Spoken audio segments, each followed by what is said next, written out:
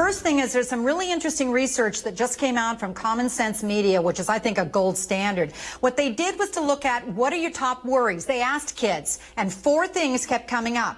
Number 1 is they're worried about school. They're worried about their learning, and rightly so, but they're also really worried about families, strife, economics, dad, will my family get injured and hurt?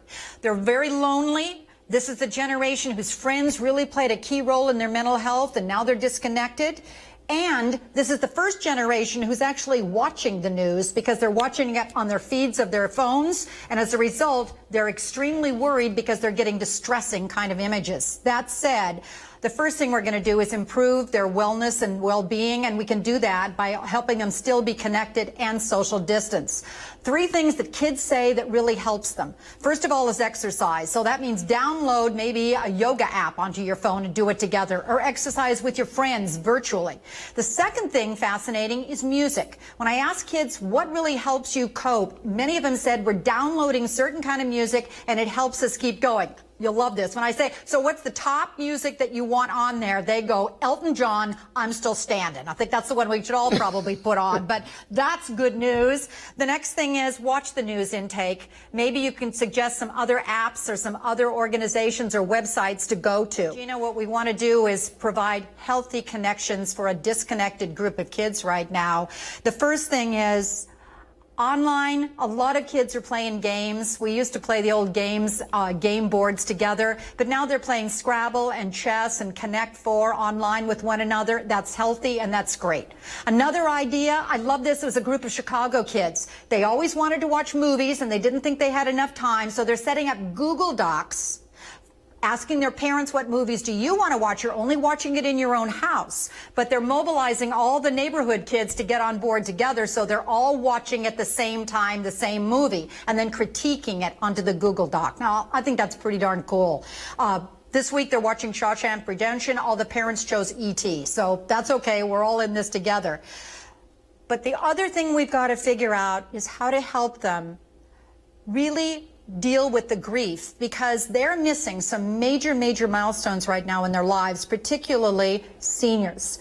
2 things. Birthdays, kids said, it's my spring birthday and what do I do? There's some wonderful things that kids are doing. Virtual birthday parties are coming up, huge. We can do that together.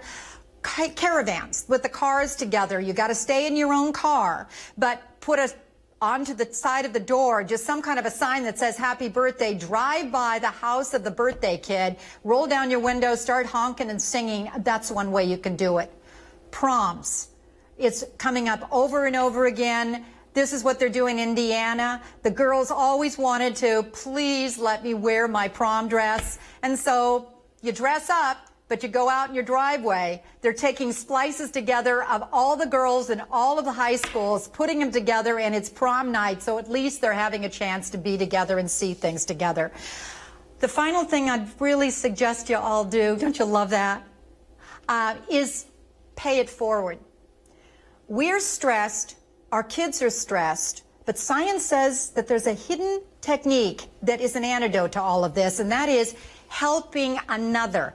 Not only will it reduce your stress, but also make you happier and help another. Some ideas that you may want to consider, again from kids, if you're over 17, donate blood. The hospitals are needing you right now. What we've also found is that teens are developing what's called quarantine gift bags. They're just simple little bags. They're filling it up with, you know, little like gums or candy, or maybe it's a handwritten note, and dropping it by driveways for their friends. You can also do thank you signs, post them outside, post them in hospitals. Gina, we've got some change makers right here in the Valley. It doesn't make any difference how old you are, but some fabulous kids who are using that pay it forward technique. Hats off to Jacob Mariscal. What he is doing, I think, is wonderful. 5th grader from Cielo Vista Charter School. His mom's a nurse in Eisenhower, and he heard that there wasn't enough protective gear. So he got out his 3D printer, and with his teacher supervising online, he is printing off protective masks and then delivering them to Eisenhower nurses. Here's another one. Faith Garza, good for you. 8th grader from Raymond Cree Middle School. She's at home like all of us, But what she's doing this week is writing personal thank you notes to first responders in our valley. This week she wrote 100 and mailed off 100. So my challenge to you is think of one person who's lonely, who's struggling.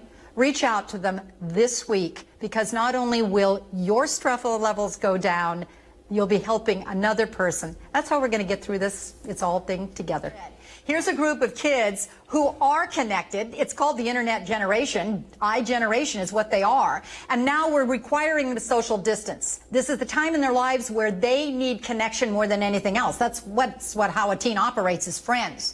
So the only way that they can is through that system with phones.